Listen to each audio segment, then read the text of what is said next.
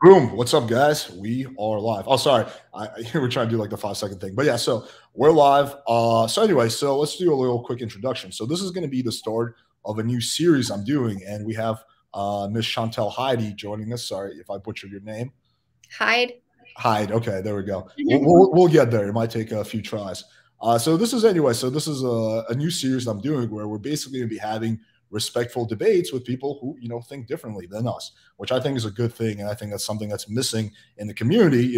There's basically what I see is two things. One, people just avoiding talking to people who think differently than them, or two, people doing like these like weird, like type of like yelling and arguing that they do on Fresh and Fit. I think neither one of those is the right path. So hopefully this series will be like a good beginning to something. All right. So without further ado, let's give a warm welcome to Chantel. Thank you for coming on. We appreciate it. Hey. You know what? I always love a good conversation. So anytime I get a chance to spread a little education makes me happy. Yeah, for sure. And even though I think you and I disagree on some things, I think I just right off the bat, I'm going to say, like, I respect the fact that you're willing to come on and have this discussion. Like anyone who's willing to challenge their ideas, in a respectful manner, like has my respect. So, thank you for coming on. So let's start off with this. Let's start off with, I guess, like a little background about yourself. Oh, okay.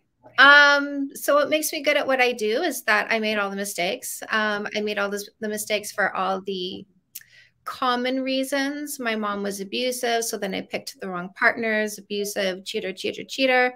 I certainly came with my own set of issues, anger problems. I was in my 20s. I was knocking on the window so hard I put my fist through it. Getting my boyfriend's attention on the street. I sure did. So I didn't have the self-esteem. I didn't have the know-how. I kept picking the wrong partners. I had to learn to stop picking the wrong partners. And then I did end up with somebody amazing, two amazing people, my first husband and my second husband. And then I had to start learning how to be the right partner, not bring this anger into a relationship, not let my insecurity destroy everything that I had. Treat somebody who's worthwhile and amazing and generous and loyal like an amazing, generous, loyal person instead of a piece of shit. So there's that. That's one element. Another element is I'm super passionate about sociology, psychology, anthropology, biology, evolutionary psychology, behaviorism, spirituality, all of these things that make you understand who we are as humans and also our capacity, our capabilities as humans. So that's another component. And then a third component is I was a stripper. Do you get any closer to the males? Right. So I was a stripper and I met my husband and I went, oh, here's a whole different breed of male right here. In a strip club or outside? Oh, no, like stripper in a strip club, like all over the world. No, did you meet your husband in the strip club or was that in the strip club? I did meet him in the strip club. Yes, I did meet him in the strip club, but I got to know him.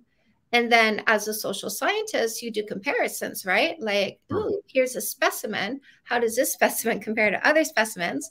And this is how I really came to understand the difference between a guy and a man, a selfish short-term thinker and a generous long-term thinker. Okay, fair enough. Do you coach just women or men and women? I coach anybody who wants coaching. So 15% of my clientele is male. Okay, fair enough. Yeah, we sort of share that in common. I also coach mainly men, but I would say like for me, it's more like 5 to 10% of my clients are female. So that's interesting. What do guys typically come to you for help with? Relationship stuff, usually like I'm in love with somebody. How do I make this better? How do I approach her? How do I close the gap? Yeah, you're quite popular on TikTok. You have like what, almost 1 million subs, right? Or followers? Yeah, I mean, considering my message, doesn't that say something? Like my whole message is no kissing for 3 months, and I look at like I look at my following and I go, you know what? I think people are ready for some logic. It doesn't surprise me because it's a very catchy message. It's very attention grabbing. So it doesn't surprise me. Like from a marketing perspective, that's like pretty clever. It's like a nice tagline in that sense. Okay, that's interesting. Okay, so let's start off. So I was going through a lot of your content and I was looking for things that we agree and disagree on. And we do largely disagree on pretty much everything, but there's one thing you and I agree on. So let me start off with that. So good to start with that. So you say in one of your videos that when guys are like super paranoid about what their girlfriend or wife wears, that comes from insecurity, which is something that a lot of people in the red pill community would disagree with. But I actually agree with you on that. I very much agree that if you're a confident guy, you don't care what your girlfriend wears within reason, right? Like if she's just clearly trying to seek attention, that's an issue. You would agree with me on that, right? So here's the thing, like a woman doesn't typically go from dressing conservative to the polar opposite, right? All she's got across her boobs is a strap. All Yeah. she's got over her crotch is a strap. You know what I mean? So we usually don't do a massive transition of style. Would you agree on that one? Most likely, yeah. So is it up to the person to pick somebody who fits them and be happy with that person? Or should somebody get into a relationship and then say, now that I'm here, this is what you need to do? Yeah, of course, the former. I mean, I think we're kind of agree on this. Like it usually happens that when a guy first gets with a girl, he likes the fact that she dresses like kind of skinky, like, oh, I can see her tits. But then as the relationship begins, he starts getting insecure. Some guys, and then they get like, oh, I don't want her wearing that because if I like that outfit, she got my attention. What if she gets another guy's attention, which stems from an insecurity in the relationship that you don't feel like you have like a good foundation. That is kind of my perspective. So what's he supposed to do about that? Well, so I can tell you, I have a girlfriend, for example, and my girlfriend dresses, I would say, fairly standardly. Like I don't think much different than you do. If she started dressing really scantily, I would probably just ask her. I'd be like, "Hey, I noticed you've been showing off your tits a lot lately. Like, what's going on?" But it wouldn't really bother me unless there's other things like I see her flirting with guys. That would obviously be a big issue. So I can tell you how I would handle that. That would be kind of my approach. But if you had a client who was like, you know what, I'm with this girl, like I really like her, but like I don't like how she dresses, and like let's just say you say to him, is she dressing any differently than she used to? And he's like, well, no, not really. But, she posted a picture of herself, on the beach, and she posted a picture of herself on girls' night out. And, like people are seeing that, and that's on display. And I don't, I mean, the other night she went to go out and she's wearing a mini dress. And I was like, are you going to go out in that? Right. So what do you say to him when he's showing these signs of insecurity over how she presents herself? Well, I think you would want to dig in and see if there's something more to it. Is this just a wardrobe preference? Is she just trying to feel sexy, or is she trying to get other guys' attention? And those two should handle completely different.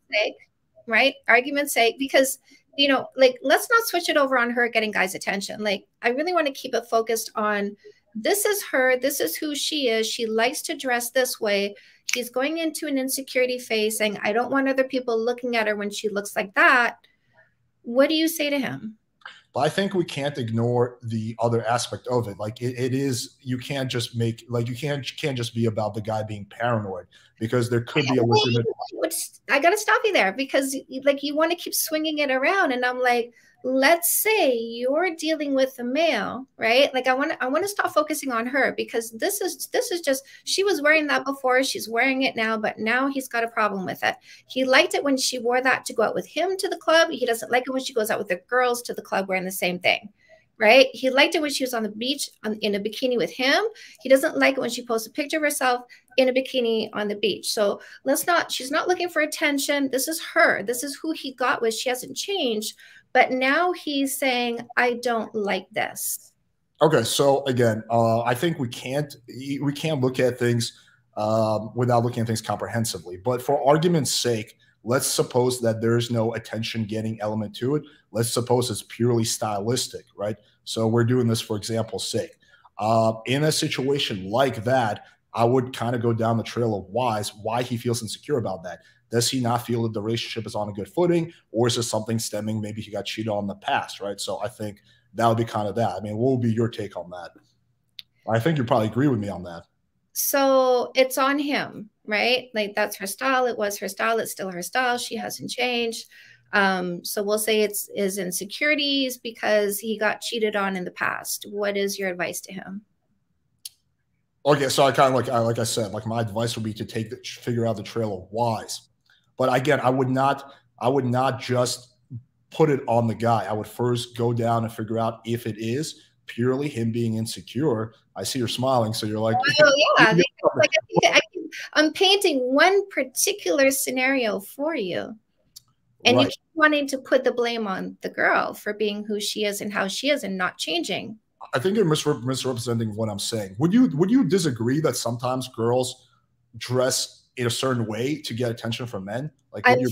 fully understanding what you're saying, which is why I keep swinging it back to taking it off of her, because he picked her. That's how she dresses. That's who she is. Right, but it's possible that she wasn't dressing like that initially, and then she started dressing like it because maybe she got tired of the relationship. I mean, would you disagree with that? Do you think it's not possible for a girl to dress one way in the beginning and then change her outfit and her style? Oh, I've certainly changed in the 16 years I've been with my husband. Sure. So yeah, so it's clearly possible. But I think like you and I don't really necessarily disagree on this. I think to kind of sum it up, and you can tell me if you agree or disagree with this assessment. I don't want to like squabble over something that we agree on, right? Because I think we have legitimate things that we disagree on. Is that yes, there could be several reasons why a guy he feels insecure about a girl's outfit, and there are some legitimate reasons not to be insecure, but to be concerned.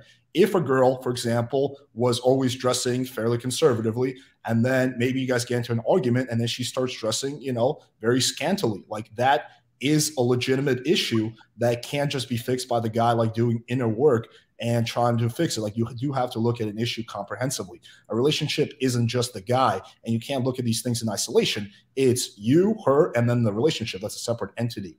But if it is just the guy being insecure, because like in the example you mentioned, where the girl was always dressing like that, and he was cool with it initially, and then he became, not cool with it, then you do have to figure out the trail of whys and why he feels insecure about that and help the guy get over his insecurity. Now, that would probably be not something that I would specialize in. I'm not a psychologist or a therapist. So when people have a lot of deep inner issues like insecurity, especially usually it stems from like abuse or being cheated on, like I would probably just refer that guy to someone who deals with something like that. So that's kind of like my answer on that. Like, I mean, would you disagree with that summary? I would say to her that she shouldn't stay in a relationship with somebody who doesn't recognize who she is. So she shouldn't be in a relationship with somebody who comes in and says, "Hey, now that I'm here, you have to change." She shouldn't be in a relationship with somebody who doesn't see the integrity that she brings. Right? She shouldn't be in a relationship with somebody who doesn't see her for who she is, right? She didn't change. She was like this. He liked it well enough, but now he's going into an insecurity phase, whatever his reasoning is. And now he wants to be controlling. I don't want you to do this. Instead of taking responsibility for his imagination, because he's looking at her looking sexy, going, back when he was winning her, he was looking at her being sexy, going, I like that. Now that he's got her, he's looking at her being sexy. I don't want other people to like that. And so that's controlling, right? Like I need to control other people's eyeballs and their thoughts.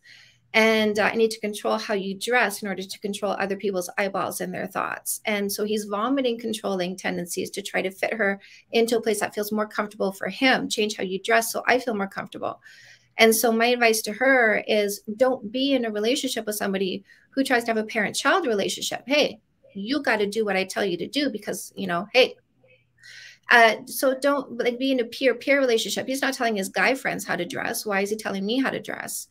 And don't be in a relationship with somebody who creates something in their imagination. Oh, he's going to look at her. She's going to look at him. They're going to like each other. I'm jealous of that. I'm jealous of what I'm thinking in my head. So don't be with somebody who creates something in their imagination that they then turn into an emotion that they then vomit on you and say, you have to fix this problem that I created in my imagination. So don't be with somebody who does that. Yeah, I would agree with you. I think we're completely in agreement. Let me ask you this. Would your course of action, like let's say it's the first time the guy brings it up, right? He's like, hey, I've noticed you've been dressing like this. And let's say you're coaching the girl. Would you say, okay, leave this guy? Or would you say, let's try to work this out and explain to the guy and help him get over this? Like, how would you handle that? So it's not her job to help him get over it because she's not a therapist. He supposedly started a relationship for a partnership. If he started a relationship for therapy, maybe he should have explained that to her before he tried to get with her. So it's not her job to help him get over it. It's his job to fix his shit, right? It's our job to fix our shit. If we are insecure and vomiting, and controlling, then we need to fix that shit. That's on us. If they're insecure, controlling, and vomiting, they need to fix that shit. And so she needs to have a standard. I will not be in a relationship with somebody who doesn't see me for who I am. I will not be in a relationship with somebody who doesn't fix their imagination. I will not be in a relationship with somebody who doesn't go seek help for the issues that are creating the vomiting that they're doing. And so she sets that standard when it pops up, when this issue pops up. Hey, I need to let you know you've been picking fights with me over things that haven't happened. This is your imagination. You need to fix that. If you're not going to, I have to leave because I won't be with somebody who does all these things to me. On the flip side, let's say you have a situation where a girl is telling a guy what to wear. It's not common, but it does happen. I've seen episodes of that. Would you give the same advice to the guy, or would the advice be different? So in terms of a girl telling a guy what to wear, usually it's not like dress less provocatively, right? Usually it's, hey, so I notice your wardrobe is still from the 80s. You might look nicer in some newer clothes. I would say to her, propose it like a win. I think you'd look really great in this style of clothing. If you want to go shopping, I'll go with you. I'll help you pick some clothes. Sure. And that assuming is coming from a good place, but let's assuming it's not coming from a place of trying to help the guy be more fashionable and coming from a controlling place. Would you then tell the guy? It always goes both ways. Everything I say goes both ways. Okay. Yeah. No, I just want to make sure you have that kind of intellectual consistency. My flip example of this is the gym mirror selfie, right? With the little tank top and he's got the muscles, he's taking the picture. Huh? Right? That would be the male flip of the woman who dresses in a bikini, right? Would you say? In a way, yeah. Yeah. So she would be like, I don't want you taking gym mirror selfies, right? That would be her doing the guy version of that. And I would say, hey, this is not your child, right? This is not your child. If you feel the need to have a parent-child relationship, you need to examine the reason why you want to do that. Okay. I mean, that's fair enough. I mean, I think that the reason I'm asking this question is because I find that sometimes, and this doesn't go one way, it goes both ways. With male dating coaches, we tend to favor the men and we give the men a lot more slack. And with female dating coaches, again, not saying that's you, I guess we're going to discover that because this is the first time we've chatted, is they tend to favor the women, right? So they'll be like, if a woman does this, it's okay. But if a man does it, it's not cool, right? So I just kind of want to see if you have that kind of consistency across both sides. And it sounds like in this situation you do. Okay, fair enough. So let's move on to then the thing that you and I disagree on. It's pretty interesting because I thought this would be like a really quick thing but okay, I like the fact that you're asking like a lot of probing questions. We kind of get to things more deeply and kind of figure out where we both stand. So let me start off because I want to kind of, before we even get into the debate, I want to kind of figure out your reason and your logic, right? So I'm not making straw man arguments. So how did you come up with the 3-month no kissing rule? So I read a book by Steve Harvey called Act Like a Lady, Think Like a Man. The first time my husband and I broke up and I thought we were done. And we've been together for 16 years. We just had our 10th wedding anniversary in January. Congratulations. Hey, we fought for 10 years, right? So we had a really tumultuous relationship. Our wedding was a leap of faith. I shit you not. So, there's a few times where we broke up. And so the first time we broke up and I thought, this is it. I got that book by Steve Harvey and he talked about no sex for 3 months. The way he said is like, look, ladies, if the fence to get to you is really low, any schmo can step over it. If you don't have a standard that Toyota doesn't have, right? Like if factory will hire you and say, all right, you're on probation 3 months before you get the benefits. If you don't last 3 months, why are we going to give you benefits? Why are we going to give you dental right off the bat? We don't even know if you have work ethic, right? Are you going to show up? Why am I going to give you dental if you're going to call in sick and then go get your teeth fixed? So 3 months, show us what you got, show us who you are, show us you're consistent, show us you have ethics, and then we'll give you the dental. And it's like, okay, you know what? As a woman, am I not dental? Right? Like, why should I have a standard? You have fine teeth, so you're definitely dental. Why should I have a standard that's lesser than a fucking factory? So I took it a step further. He said no sex. And I was like, okay, but let me think about this, right? If I have sex with somebody, sure. I'm saying to other people, no, I'm seeing someone, right? If they ask me out, can I get to know you? Can I take you to coffee? Can I take you out to dinner? No, I'm seeing somebody if I'm having sex. But that's not where it starts. If I kiss somebody and the next day somebody says, can I take you out? I go, no, I'm seeing someone. So I was like, why should I commit to a stranger? Period. Why should I you know, you came in my life, you took me on a date, and the next day somebody says, can I take you out? And because I kissed you last night, I should say, no, I'm seeing somebody, but you're a stranger. I don't even know you. So it just kind of really opened up my mind to how I'm not necessarily committing with sex. I'm committing with that kiss. Why should I commit to someone I don't know? Right. Okay. But this is just you, right? Like you recognize that this is you who, for example, committed. Yeah. Okay, cool. All right, just making sure. Yeah. So the kind of the way you're describing it kind of makes me think that you feel, like, correct me if I'm wrong, is that you feel sex is a value loaded exchange. Do you agree with that? That's Ask me my body count. What's your body count? I don't know why. Because you told me to ask you. I wasn't gonna. I mean, it's not a question I would normally ask a guest, a female guest. It's like a somewhat rude question to ask a female guest. Sex is fun. Sex is exploration. It's designed for fun, right? So sex isn't a value added thing. Sex is like, listen, when I want it, I'll go get it kind of thing. But I'm looking for a committed long-term relationship. I'm not looking to make a dumb move. This isn't about sex. This is about committing to somebody who's right for me because I'm not wasting time. So when I want to go play, I'm going to go play. But if I want to husband material, baby dad material, going to buy a house with material, there's characteristics about this person I need to know, right? Like devotion. Should I find that out before I kiss them? Maybe. Responsibility, work ethic. Is he a mama's boy? Like, is he still living with his mom and she's doing his laundry and cooking his food and he doesn't even clean his room? Should I know this before I start a relationship? Am I starting a relationship when I kiss? If I'm looking for a relationship, I am. And that's evident in my behaviors, in the fact that the next guy who asks me out after I kiss somebody, I say, no, I'm seeing someone. So I'm just not going to commit to someone I don't know. And that commitment is going to start with a kiss. That's all fair, but again, still, do you believe that sex is a value load exchange? Like, do you believe it benefits one party more than the other? No. Okay, so you believe it's a value neutral exchange where both parties win, right? Both parties win, yeah. Okay. Well, they should. Okay, fair enough. The reason I'm bringing this up is because the way you were describing it initially, you're saying that give a company gives an employee dental, right?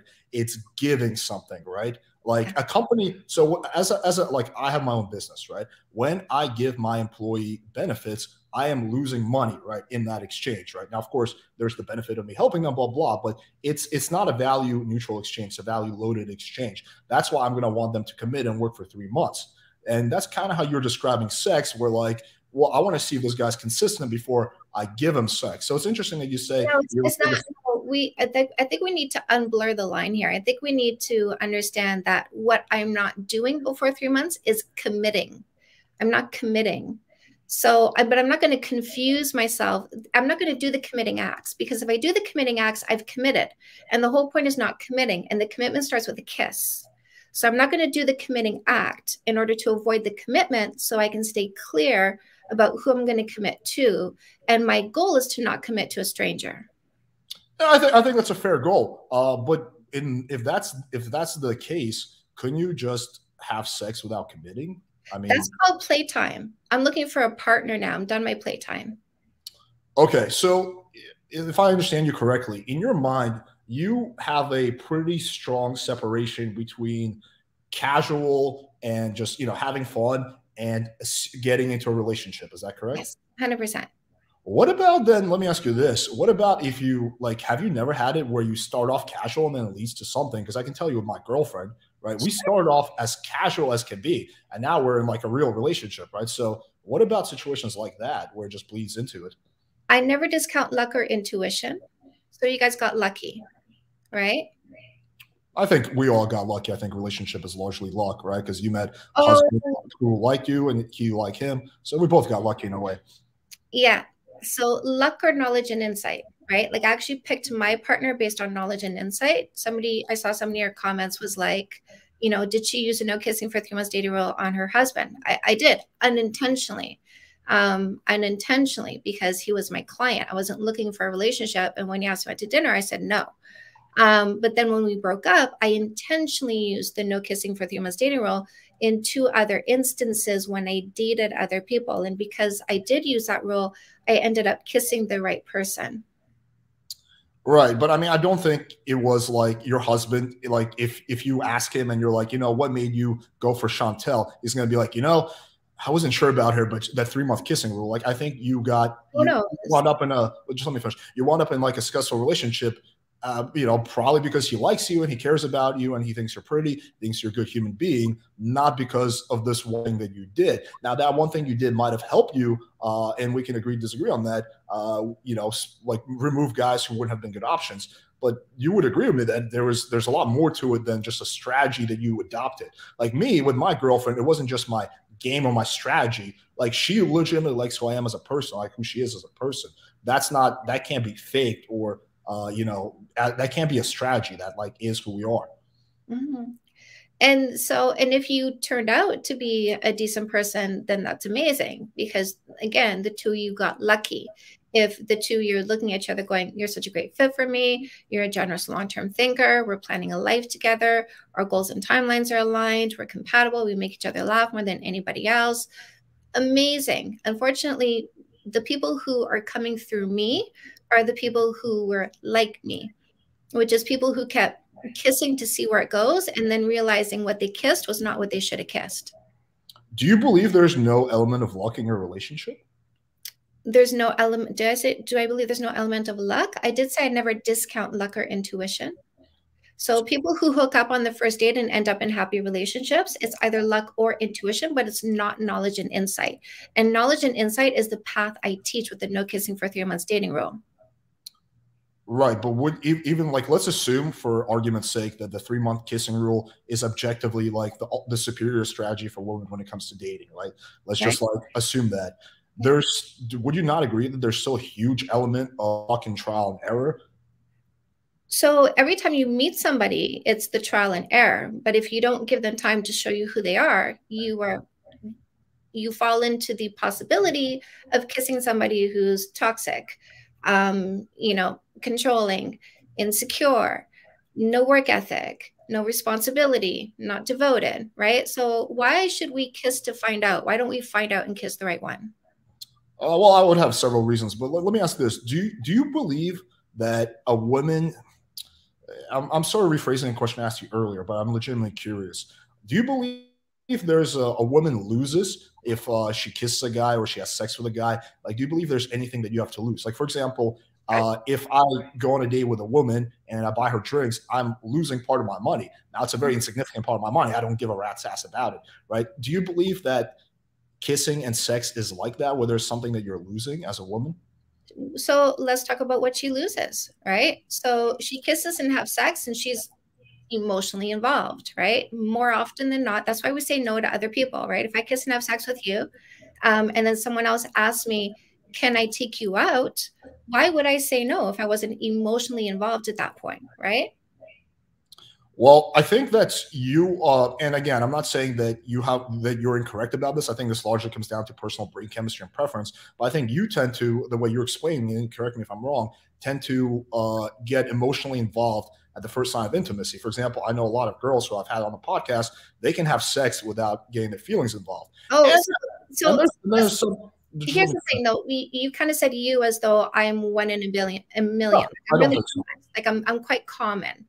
And so the reason why commonly women say no to someone else after they've kissed, and like after they start, like when they're looking for a relationship, again, you're not a hookup, here today, gone tomorrow, have fun with you, goodbye, right? We're not talking about those. We're talking about she kisses and has sex with you because she's looking for a long-term partner. She's looking for a relationship, and she kisses and has sex with you and then says no to the next person who says, can I take you out? Because she's in this one. And so her mind is involved, her heart is involved, like she's in. And so what does she lose? Well, she loses time, right? If this turns out to be a shitty guy, She loses all that time. How long did it take her to figure it out? A week, 2 weeks, a month, 6 months? How long did it take her to walk away and say, you know what, like I thought this was good, but it's not? How much time was that? Like if we ask people how much time they spend in the wrong relationship, they'll say, listen, I get people who say 15 years, right? So she loses time. She loses money. Money Oh, for sure. For sure, she loses money from because kissing? when we are in the wrong relationship, we are less ambitious because we are distracted by the issues in this relationship. We definitely lose money. We definitely lose money because we are so focused on trying to make this work. We're not doing things we could be doing to make ourselves more money. Just from a kiss, though? Or are you talking about being in a relationship? Are we understanding that the kiss leads to her staying in something that's wrong for her for sometimes too long?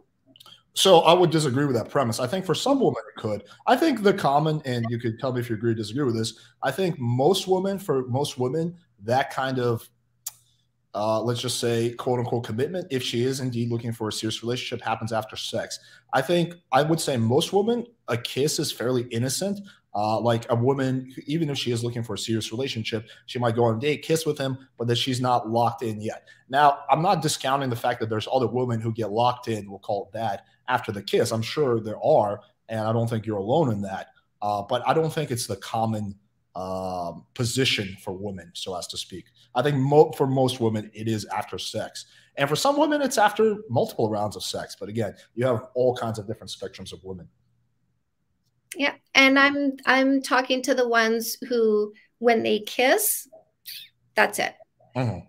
What percentage of women do you think that is, just like in your opinion? Let's say at least 50% just for shits and giggles. Like, let's say at least 50% of women actually feel something when they kiss and have sex with somebody. Mm-hmm. Well, I think that most people do feel something when they kiss, right? Like you have to be a pretty cold-hearted bastard to like kiss and have sex and not feel anything, right? You have to be like totally emotionally void for that. But I think we're talking more about being locked in, like to the point where you would turn down another option if it came along. Like you and I go on a date, we kiss, and then sure, I'm sure you feel something, right?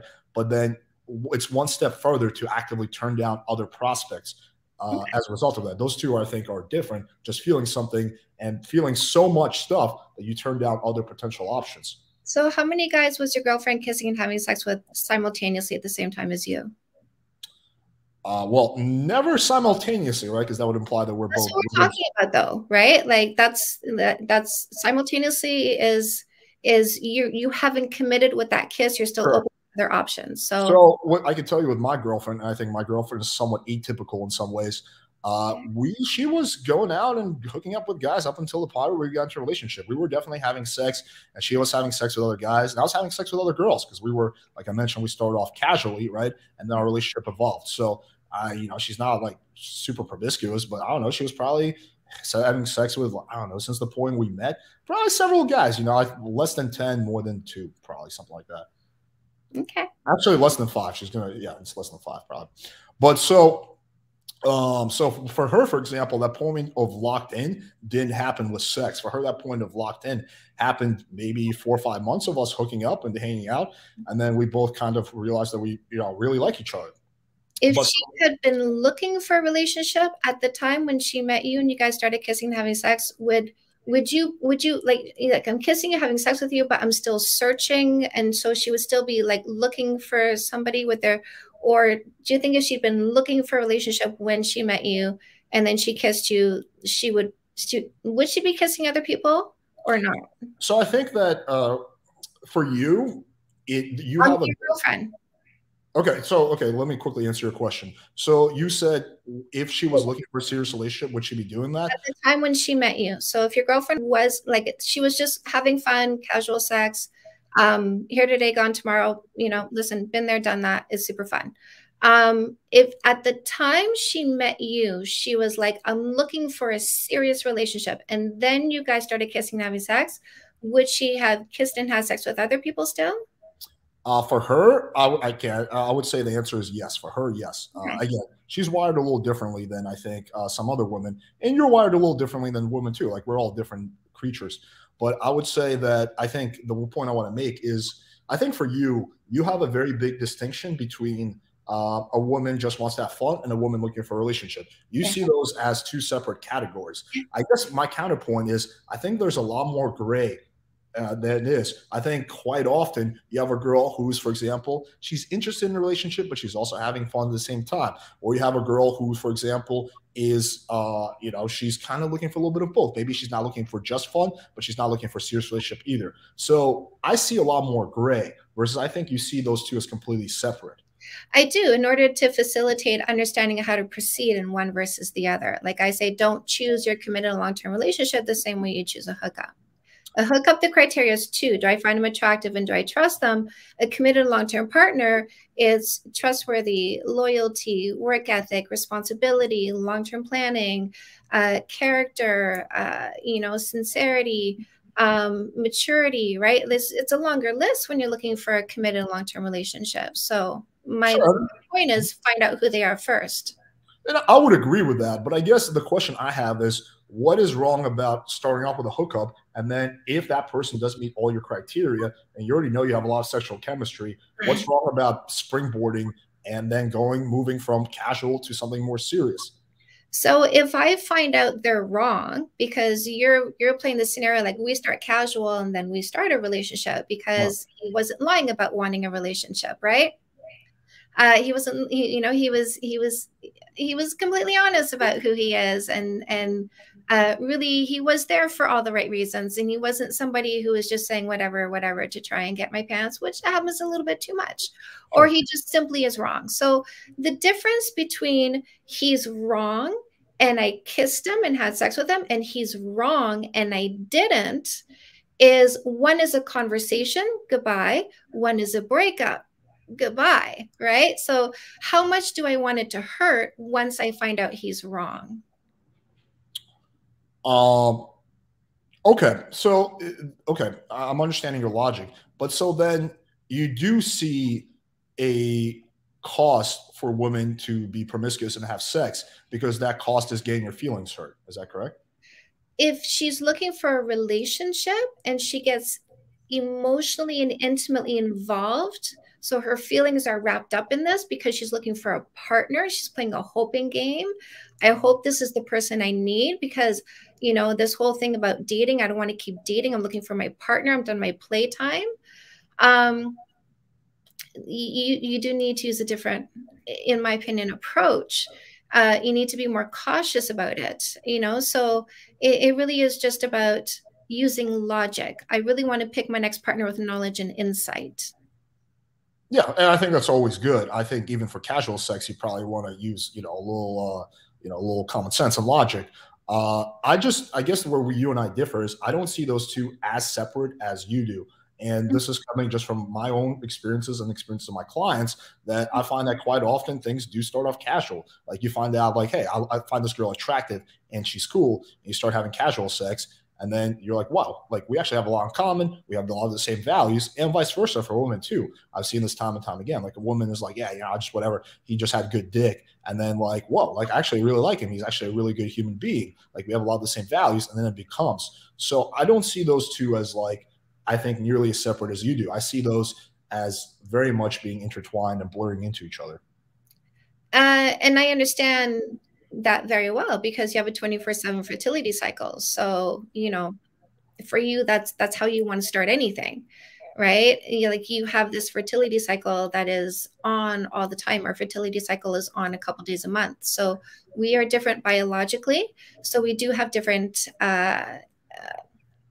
intensities when it comes to sex. I don't know how many women were having wet dreams when they were in their early teens, but I'm sure you created a few sticky sheets yourself. Am I right or am I wrong?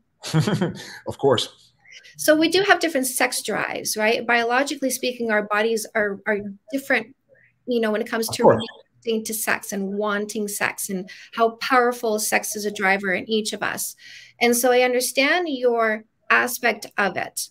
It's just the people I'm talking to are the people who want a careful approach to choosing their partner. They don't want to play a hoping game. I hope once I kiss, because they're intent, right? They're not starting with like, I don't know, whatever, whatever. You know, that's fine. I'm talking to the people who are intent on making sure the person they choose for a relationship is the right person. And so how do you protect your heart, right? I don't want to kiss and have sex and get emotionally involved and find out there's shit, and that hurts. I don't want to break up. I want a conversation if it's not right instead of a breakup. I don't want to bring somebody in my life and then find out they're fucking a terror. You know what I mean? That happens, right? Sometimes they turn out to be so horrendous. Like we got to get a restraining order. And this happens to men too. Let's not forget that. I have men who are like, you know what? I really want to use that no kissing for 3 months dating rule because I keep picking really shitty girls. And you know, so girls and guys, selfish short-term thinkers, need to play with each other. But when you're in woman mode, when you're in man mode, and you want to make sure you choose a man or a woman, a generous long-term thinker who you get along with, shares your goals, shares your timelines, is a 12 out of 12 in the 12 character traits, because fuck 10 out of 10, let's go 12 out of 12 people, right? Like you want to facilitate the emotional journey of choosing that partner. Do you want it to hurt because you keep picking the wrong ones and they keep hurting you? Or do you want it to be easy to say, oh, I recognize you're not quite the one? What do you want? So would you say the goal, the primary theme, is minimizing the potential of pain? Increasing insight and knowledge. If you don't listen, if I'm looking for a long-term partner, a long-term committed partner, and I say I'm using a no kissing for 3 months dating, what you say, cringe, don't want to do that. That sounds like the stupidest thing I've ever heard. I'm going to be like, dude, I got to say, I'm looking for somebody who is patient and has impulse control and actually wants to get to know me as a human being. And you don't seem to be that person. So bye, you know, that was fast. So I think that if the goal from a woman's perspective is to minimize the potential of disappointment and pain, your strategy is actually pretty good. I'm not going to disagree with that. I don't think it's the best strategy overall, but I think in terms of minimizing pain, it's good because you are minimizing the potential of pain. So, and I think this is quite similar. Like, I'm sure you're familiar with the red pill community, but guys, they get into like relationships, right? And their wife cheats on them, whatever, they get into a bad breakup. And their goal isn't to win, it's not to lose, right? So they're a very defensive strategy. So they're overly careful in their screening because their main goal, again, isn't to win, it's not to lose. And I see that same paradox kind of with your strategy. It's not to lose, and I think it's a good strategy for not losing. I just don't know if it's the best strategy for winning. Do you see what I'm saying? It's an amazing strategy for women because it really helps us quickly highlight who the selfish short-term thinkers are. It helps us quickly highlight. Listen, the more you let them talk, the more you find out who they are. I'm not going to occupy their mouths. I need to find out who they are before I choose them for a partner. Yeah. Okay. I mean, kind of leading on that. So I was watching an interview that you did with, I think he was a dating coach. It was like a 20-minute interview. He seemed like a nice guy, probably a little too agreeable for my taste, but he seemed like a nice guy.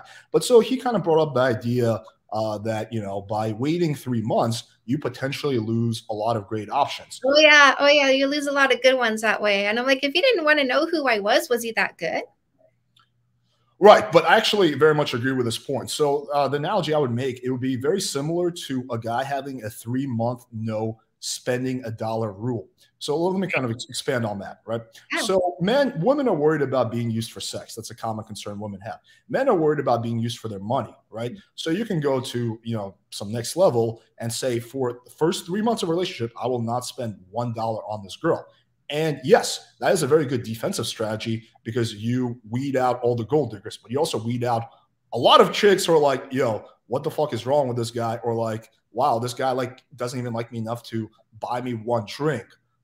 So do you see the comparison there?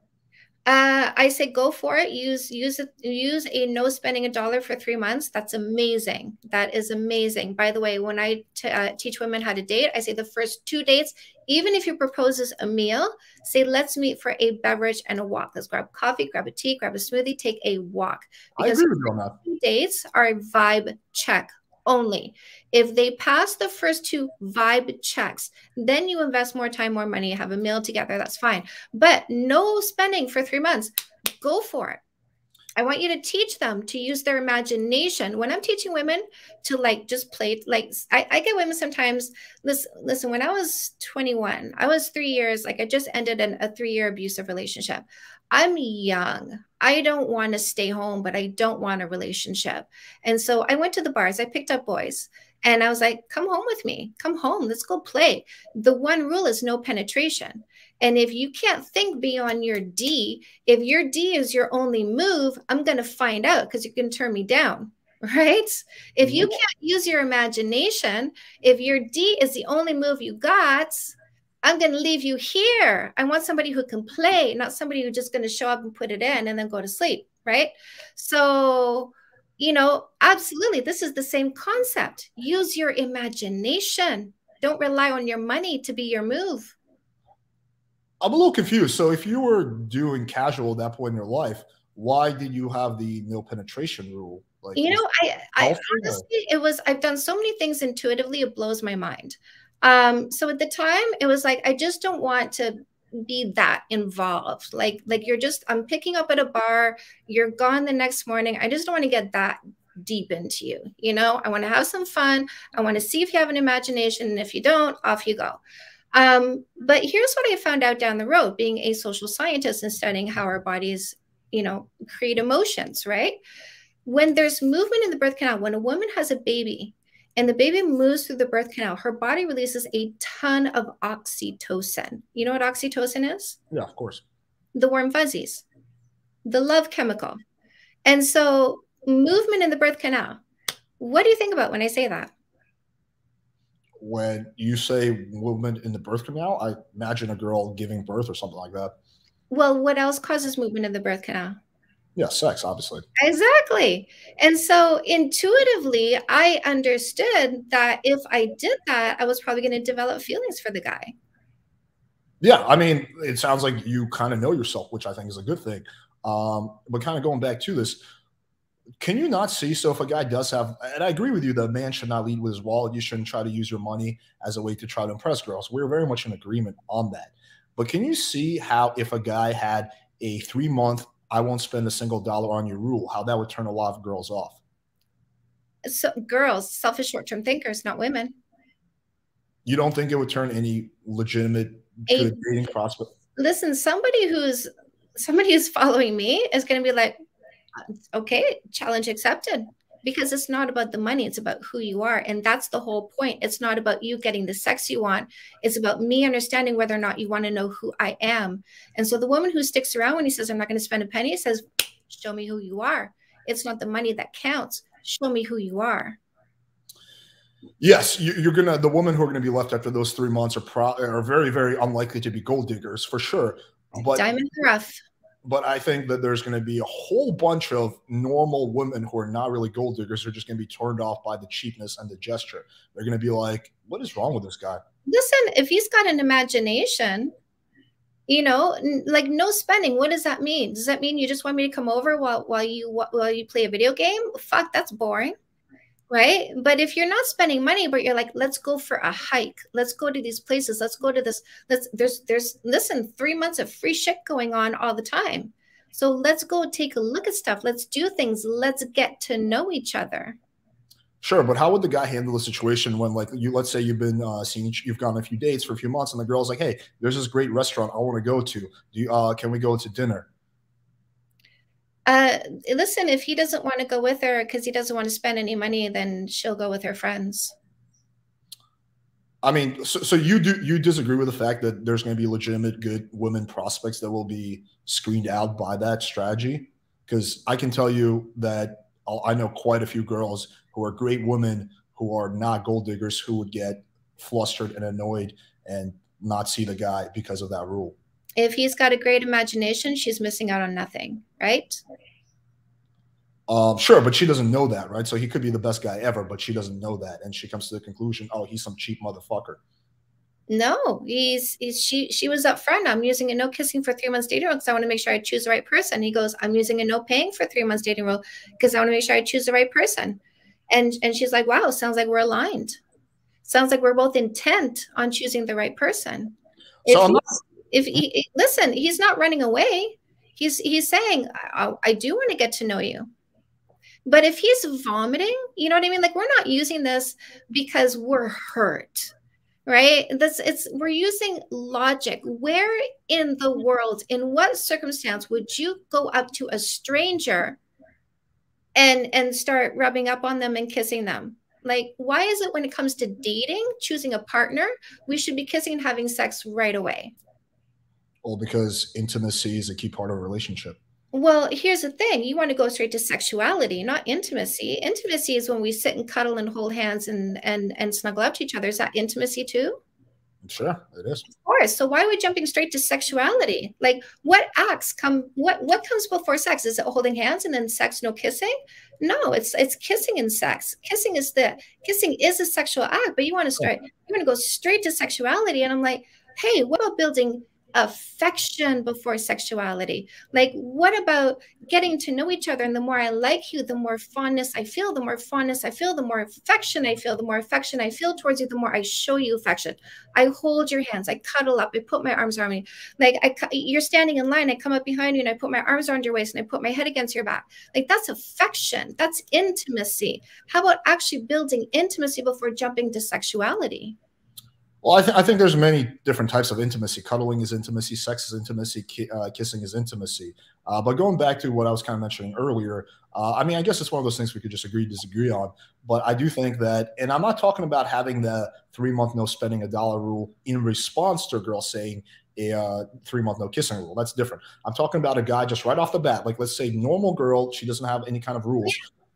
He says, hey, like on the first day, hey, listen, I have a 3 month no spending rule, so I will not spend $1 on you for the first 3 months of our relationships. Yeah. I do think that will turn off a lot of normal girls. Absolutely. And we want to. Listen, when you use a boundary, you turn away the people who are regular. And I don't want regular. I want outstanding. I want somebody amazing. I want somebody who cares about who I am, not the assets they're going to get from me.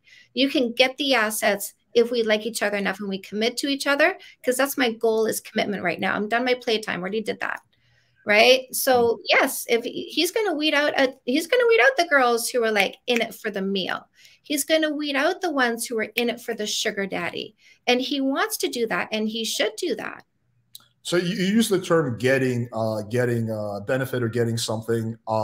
Again, which again kind of leads me to the. I still feel like you think sex is a value loaded exchange, and you say you don't feel that, but just like some of the terminology you use, like you say getting something, which I feel like if you thought sex was a value neutral exchange, it would be like we're doing it, like we're having it. It's not for me, it's for both of us, right?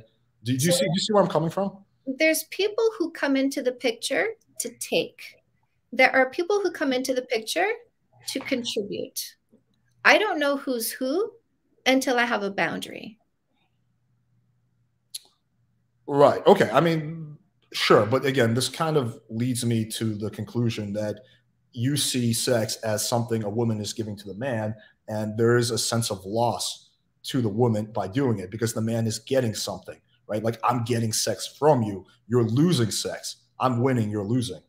We lose time.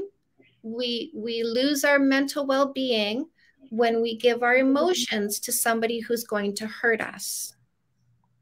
Right, but would you not then say the man also loses his time? Like, why does a woman? If he was there to take, he took what he was there to take, and we've lost mental well-being because we gave our emotions to somebody who hurt them. We lost time because we said no to people who could have been better for us during that time. Right. I mean, like my honest observation is that, for example, like you had, like, and you kind of mentioned this, you had several bad experiences with men in your life where they were, maybe they misled you, they were dishonest, and maybe they did use you for sex, which I think is very common. I think a lot of women experience that. But I think that the strategy is evolved as a way of avoiding that pain, which I think it's actually quite good at avoiding the pain. I see it quite similar though as guys who are in the red pill community who got into a bad marriage, the wife left them, and now they're very weary of relationships. Like they're the kind of guy that will just never commit now because they're just so worried because the one time they committed, right? So the goal is avoiding pain. Yeah. Right. And I think that's fair. I mean, no one likes pain. I just think that there is a level above that where you get past the trauma of the pain and you're playing to win instead of playing not to lose. That's what I don't think us wasting time and then finding out people are shit is a good idea. Sure. So our dating culture is kiss to see where it goes, kiss to find out. I teach find out and kiss the right one. But don't you waste just as much time? I mean, you're waiting 3 months before kissing. You're still wasting time. Why? I'm talking to people. You're a stranger. No kissing, no sex, no sleepovers, no exclusivity. Okay. So I think I'm understanding now. So no exclusivity. That's the big thing. No exclusivity for 3 months. And because for you, when you kiss a guy, that's when exclusivity begins. For a lot of women and the women who resonate, right? Again, I'm common. I'm really common. I don't know if you're as common as you think it might be. I think there are a lot of women who would not. I think exclusivity with sex, yes. With kissing, I think you are a little uncommon in that sense. I don't think you're the only one. It'd be interesting for us to do a poll and actually see how many women fall into that category, because right now we're both speculating. But just my observation off doing like my podcast would be that maybe 10% of girls are in that category where they can't kiss a guy and not be exclusive to him. I do think most women, especially like the younger generation, for them, like kissing is like close to nothing, right? They don't get those feelings. Listen, I went on a road trip. I kissed somebody in every city I went to, right? Okay. I'm just going to have fun. I'm just going to have fun. If I'm looking for a relationship and I kiss somebody, my brain goes, that's the one. Because it's a different mindset, right? So, and you know about mindset, you're an entrepreneur. You have to have the right mindset. You have to switch your mindset from one to another. If you want to be successful, you have to switch from a, loosey-goosey, lazy mindset to getting up in the morning, getting the work done, getting the task done, making sure you get the product out mindset, right? So your mindset has to match your intention. Your behaviors have to match your intention. My intention is to get into a committed long-term relationship. So I'm not going to kiss someone I don't know and start a relationship. Like, it just doesn't make sense. Right, because for you, those two things are very much interlinked. If you kiss a guy, then you are like... If I'm looking for a partner, the kiss. I understand. Right. Yeah. Okay. Yeah, I mean, I think that it would be interesting to find out exactly how many women in that category. My speculation, it would be a fairly small percentage, but that's just my speculation. Let me ask you this. What is the significance of 3 months? Like, why not 2, or why not 4, why not 5? Yeah. The patterns. Right? Like, you're going to be, listen, there's something I call best behavior syndrome. I'm not the same version of myself 3 months down the road as I am right in the beginning, because my chemicals go into a heightened aspect. So my serotonin, my oxytocin, my dopamine, right? So, happy, warm and fuzzy and reward chemicals all get jacked. When we look at somebody from across the room, or we think about them all the time, that's a jacking up of those chemicals, right? We sleep less, but we're not tired. I'm PMSing, but I'm not PMSing. You don't see the hangry side of me. You don't see the grumpy side of me. I don't see the grumpy side of you. We need to give enough time for us to come back to ourselves. I need to see what you're like when things don't go your way. I need to see what you're like before you have your first cup of coffee. I need to see what you like when you're hangry and tired.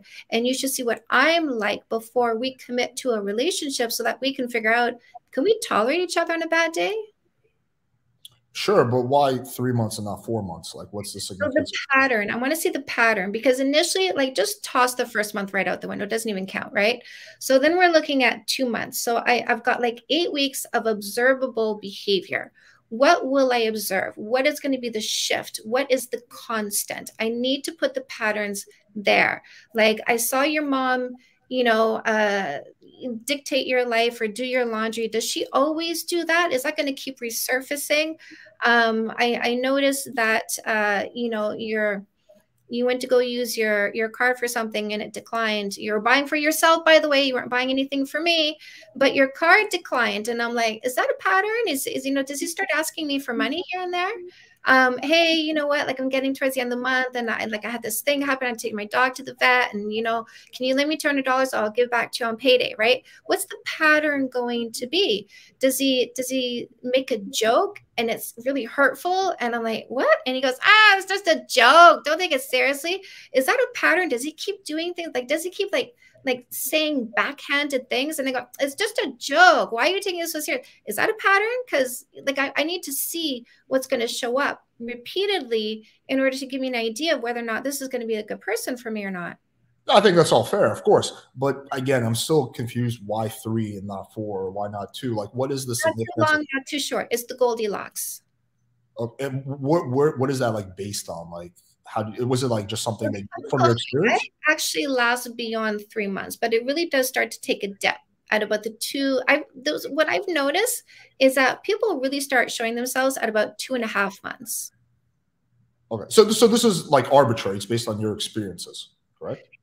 No science. So if you look at honeymoon period, if you Google, you know, the science of the honeymoon period, there is a science. They have studied how long that chemical high lasts for and how it changes your behavior because it changes your chemicals. Are you talking about infatuation? Like how long the infatuation period lasts? Sure, we can call it that. Okay, so you found that the infatuation period lasts. So my observation is I've seen a lot of people die off at 2.5 months. Science says the chemical high actually lasts longer. It lasts up to 6 months. Yeah, I mean the infatuation period, according to like all the research I've done, lasts about 2 years. Usually, that's when after 2 years, that's when a lot of the infatuation drops off. So I guess like why not wait 2 years then, right? That's when like really the honeymoon period.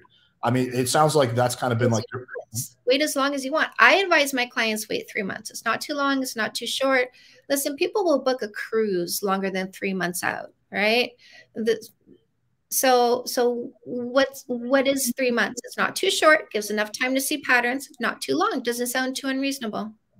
Okay, and that's fair enough. I don't think there's something wrong with the number 3, but it does sound like that's like an arbitrary number that like you found based on your experiences that seems to work the best, right? Because if we're going off the infatuation period, then it should be like 2 years. So we're not going off that. We're going off like, oh, come on, let's do 2 years.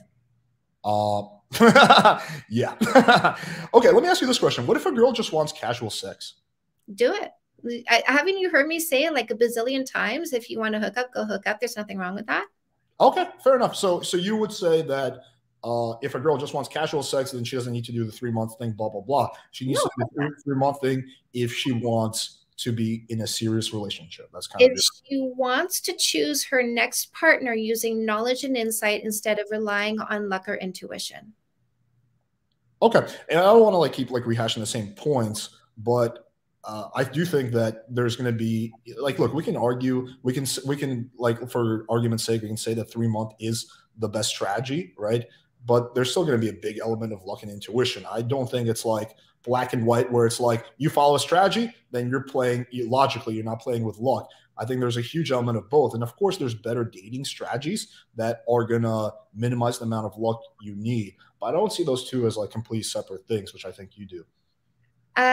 Somebody said, I bet her longest relationship are the guys who didn't last 3 months. Actually, my husband waited over 2 years. But here's the thing, like, you really reduce reliance on luck or intuition when you go to knowledge and insight. And the fact is, if you don't show up enough during those 3 months, I don't gain enough knowledge and insight to figure you out. Therefore, I will not kiss you. So it really does give people an opportunity to show you who they are. I'm not going to play a hoping game. So I'm not going to kiss you and hope we create friendship, because agree or disagree, a healthy relationship is built on a foundation of friendship.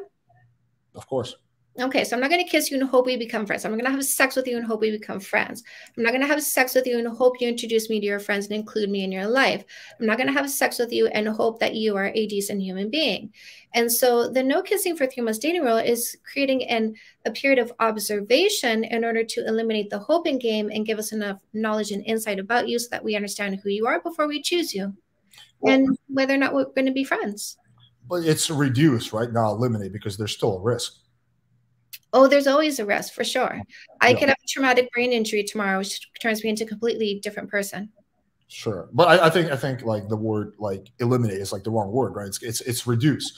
If it is the best strategy, then you're reducing the risk. But there's, I think, with any kind of relationship, any kind of commitment, there's always a risk, and you can minimize the risk. But there's like 2 years, like, God willing, 10 years from now, your husband could be like, "Hey, I'm actually gay," or something. Like, I'm not saying that's going to happen, but I'm just saying there's always that risk of like these weird things happening. So there's always an element of chance taking. Like, if you want to completely avoid the chance of getting hurt, then you just have to stay single, right? But then you're going to get hurt other ways, because with any relationship, no matter how hard you screen, no matter how careful you are, no matter how much due diligence you do, there's always that chance, and all you're doing is reducing it, right? Even friendships, right?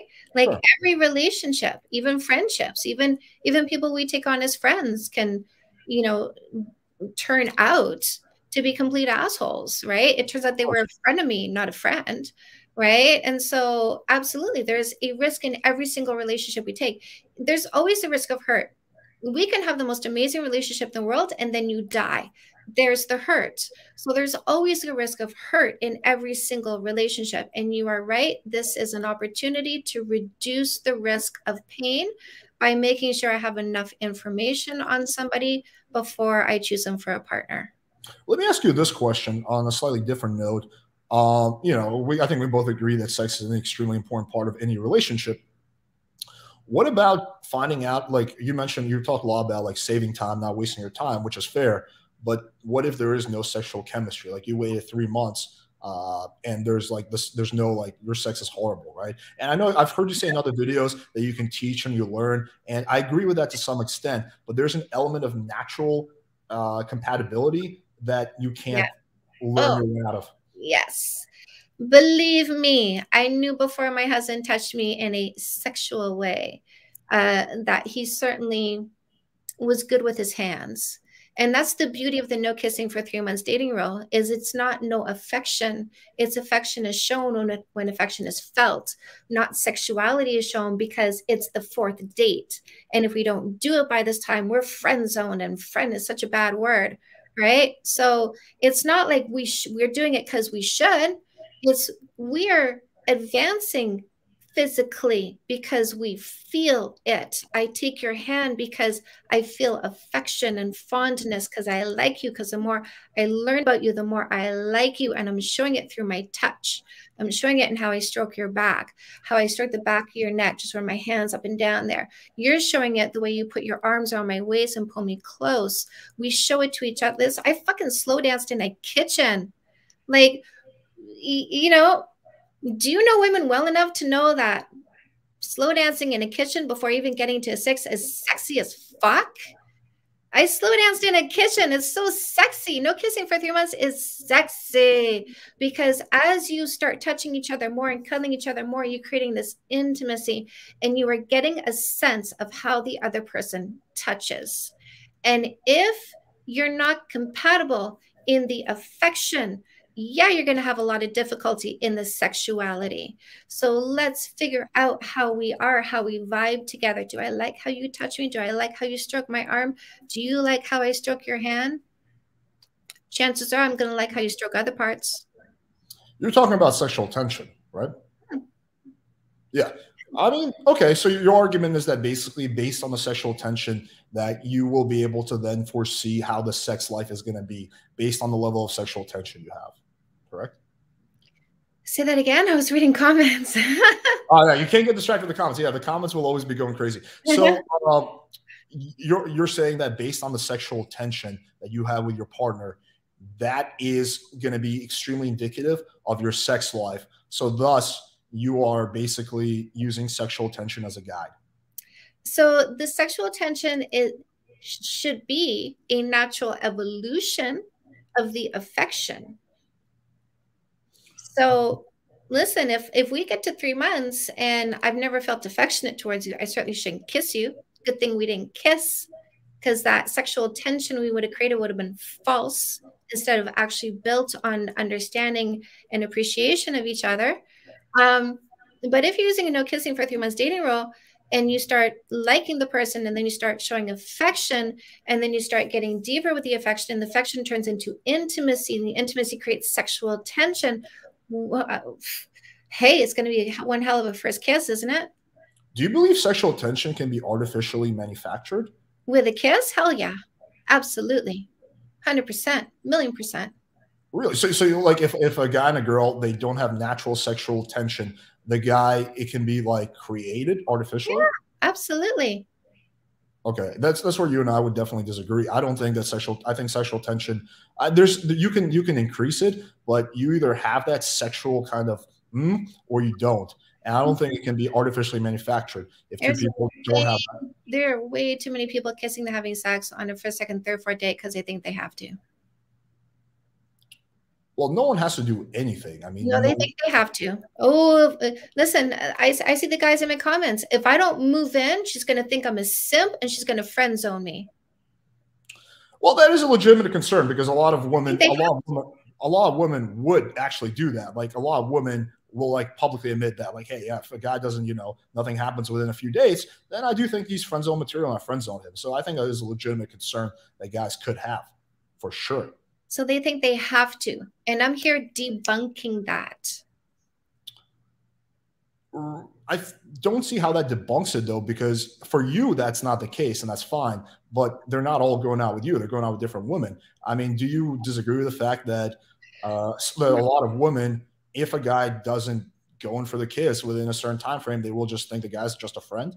So 770,000 followers minus 15% is the female followers who think like me.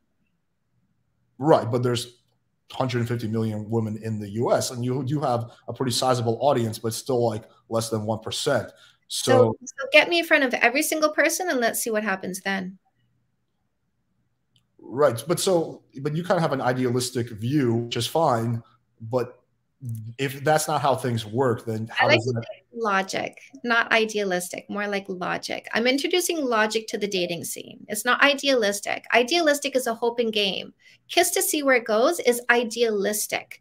I'm kissing a stranger and I'm creating a fantasy in my head that they're going to suit who I need in a relationship. That's what idealistic is. Logic is not idealistic. Logic is I want to know who I pick. Well, okay. I mean, like if we're talking about logic, you mentioned that, you're 700,000 followers, which is again, less than 1% of the population. So if 99% of the population will indeed think the guy is just friend material, then that's not really logical for the guy not to kiss, right? Because what is the chance of him stumbling upon one of your followers is less than 1%. So you said 1% of the population as though 100% of the population has seen my content.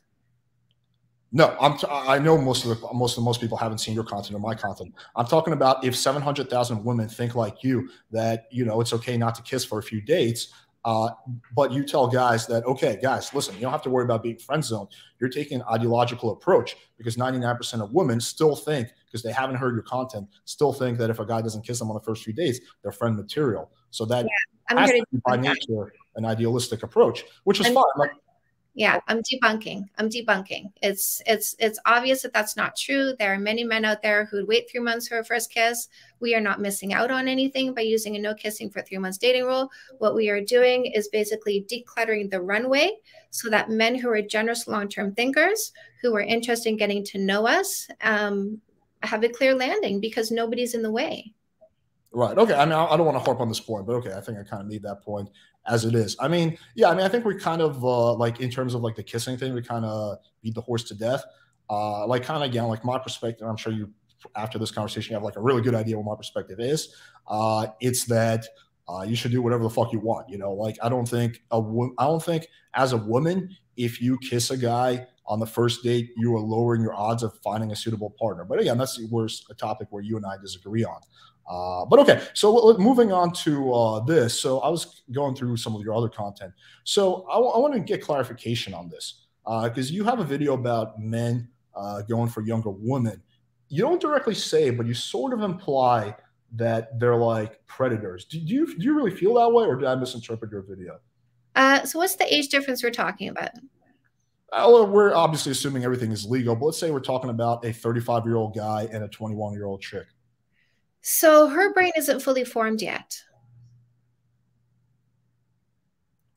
So why is what's like, she's obviously attractive. He obviously finds her attractive, which is why he's with her. Obviously finds her fun, which is why he's with her.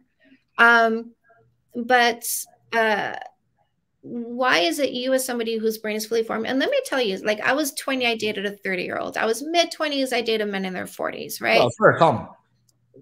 Right. So it was fun for me. It was fun for them.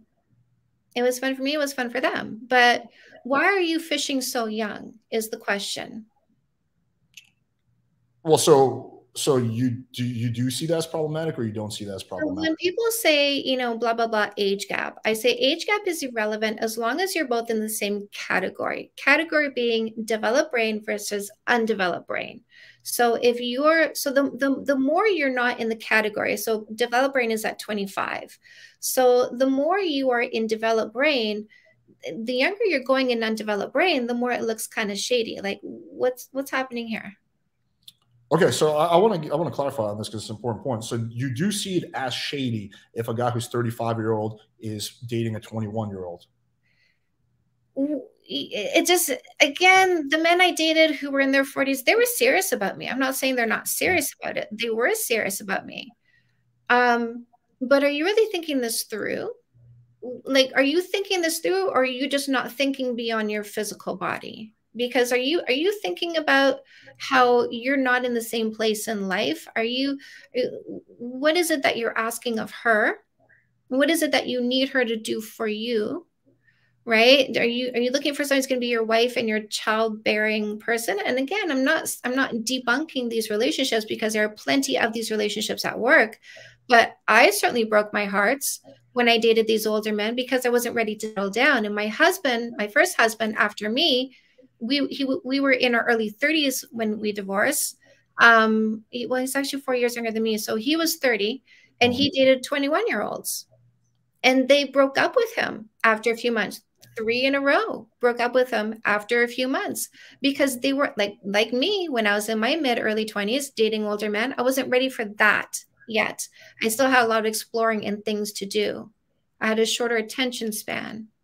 Yeah, I mean, look, if you, based on your personal experiences, came to the conclusion that a younger woman shouldn't, isn't really compatible with an older guy, that's totally fair. I do see it as problematic, though, if you then make the conclusion that the guys who are older, who prefer to date younger women, assuming it's legal, of course, are somehow, being shady or being problematic. That's a different story, right? We're entitled, like, for example, I like Latin women, but I don't think white chicks or black chicks are like shady or whatever just because they're not what I like. I'm talking about brain formation, though.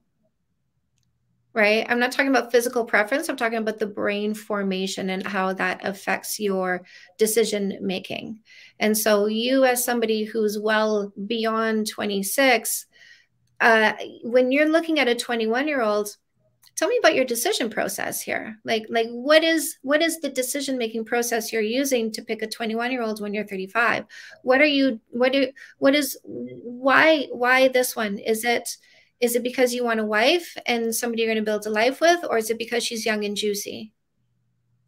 Well, we're not talking about me personally here because my girlfriend is my age. We're talking about why a guy would date a younger woman in general. That's and there are many reasons. One of them is, for example, that generally speaking, women who are younger tend to be more, let's just say they have less baggage, less drama with them. And not all, there's some great older women. I'm not saying that, older women are like this, but that is generally one of the reasons. It's like women who, when they get old, on average, we're talking about averages, women, when they get into like their late 30s and 40s, and this applies to men as well, they kind of have a lot more like hang-ups and a lot more of these like, trauma and baggage they're carrying, whereas a woman who's younger is less likely to have that. Another reason is, for example, is that young, youthful energy, right? It keeps the guy young. And of course, there's the attraction aspect of it as well. So I think there are many legitimate reasons why an older guy could choose to date a younger woman. right? I don't see it as shady. I just see it as a preference thing. Like you prefer that. Like, for example, I prefer women that are intelligent. I don't think non-intelligent women are somehow shady or, shitty people. They're just not what I want in a woman. Mm-hmm. Do you see my point? Yeah.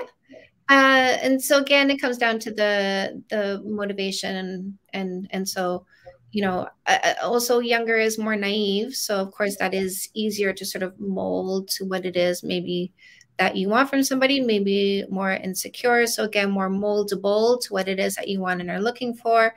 So I mean, what's the reason, right? It's what's the reason? If I'm 35 and let's say I'm 35 dating a 21-year-old, what's my reason? What am I looking to do with this? What am I looking to create out of this relationship? Yeah, I mean, I just, again, like, I don't want to keep beating a horse to death. I just don't think like it's fair to assume that those older guys who are dating, who are interested in younger women are, anyway, being morally less virtuous or shady or predators or anything like that. And that could be a reason, but doesn't have to be the reason. So I think that is something that I just kind of wanted to point out. Yeah. Okay. So it could be, right? It could be he's just in it because she's cute, not because he's in it to build what she wants to build.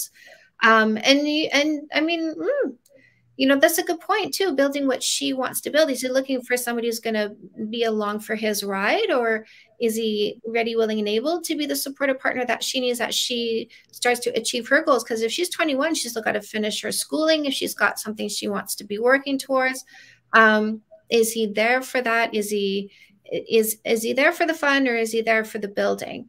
And so she should be using a no kissing for 3 months dating rule if she wants to find out the difference. Yeah, so on a personal preference level, you and I actually kind of agree. I also think that you're more likely to have a successful relationship with someone your own age. I think where we differ is I don't then impose that preference into that person who doesn't have the same preference as me as a kind of like ethical problem, or that guy being, somehow doing something bad, right? I just see it as like, okay, that person prefers to date younger women. I prefer to date women my own age. And there's some guys who prefer to date older women, right? That exists as well. There's situations where a 40-year-old MILF is going for a 21-year-old guy, and both partners are consenting and happy. So I think as long as you have a situation where both parties are consenting, it's okay. And I just see it as a little bit of a slippery slope when people impose moral judgments on things that don't align with their preference. So that's just kind of the point. Again, my first husband, the 3 women he dated who were 20 when he was 30, they broke up with him because they weren't ready for the kind of commitment he wanted.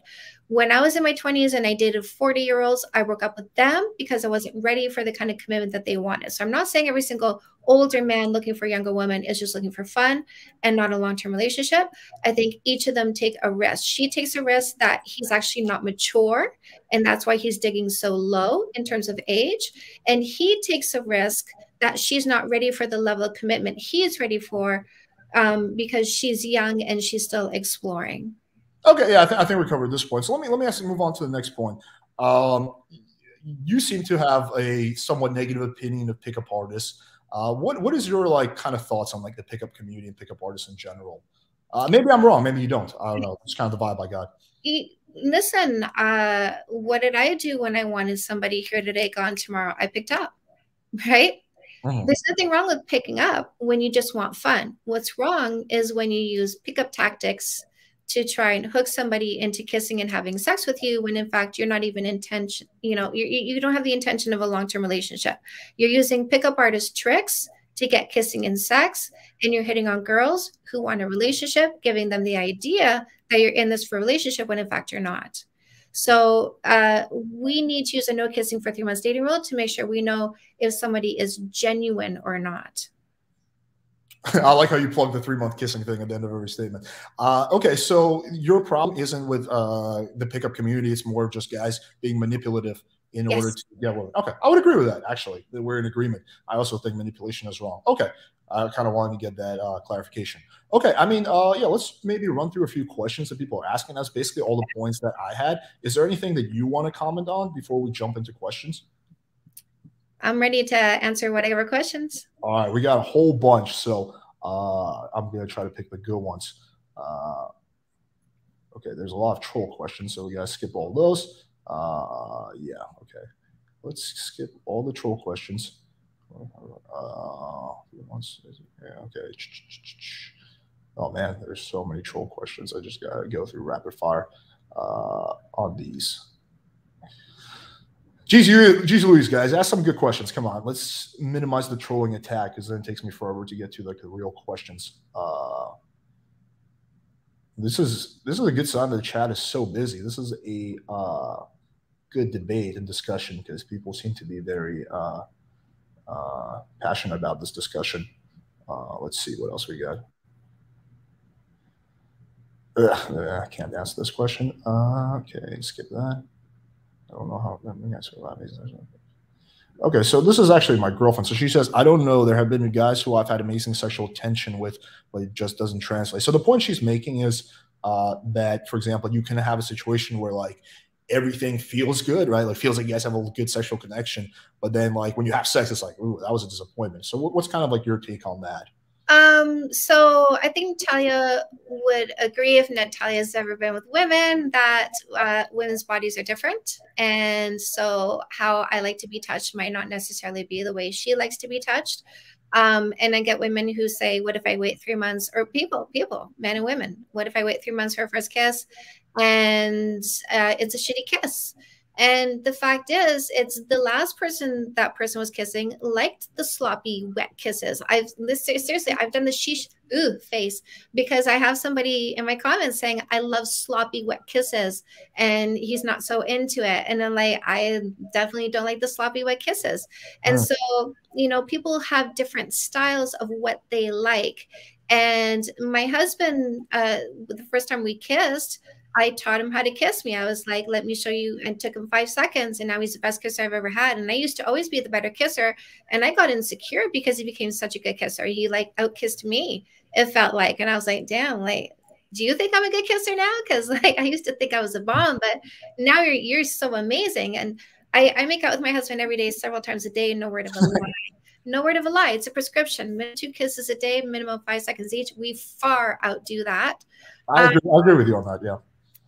But it took him months to really get a, like, top side, he got it down, but bottom side, it really took him, months. It took him months to get it down, to get it down, to get it down. But let me tell you, the man, he picks the time.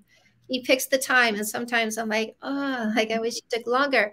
But you know, it takes time to learn somebody's bodies. Like men, not so hard. Women, we're a little bit more complicated down there because we are built different. And so it can take men some time to learn the technique that we need. Okay, fair point. This was a super chat. She talked about female biology. Does she consider male biology that men are always horny? If relationship is 50-50, does she not think of the men? So I guess the question he's asking is like, how do you reconcile the idea that like, you know, relationships should be 50-50, but if a man has sexual needs, I guess like in that situation, he's being denied those needs. So what's kind of like your take on that? So denied. You really like you were entitled to it. Why? Because you came into my environment and swung your dick around. Like I don't think I'm denying a stranger anything, right? You're a stranger. I'm not denying anything. I'm not denying you. You have to, I'm looking for a long-term relationship. I'm not in a club looking for a hookup. If I was looking for a hookup, would you be upset that I denied you? I didn't pick you that night? Did you think I should have, right? Right? Just because I went on a date with you, now I'm denying you. Just because we're getting to know each other, now I'm denying you.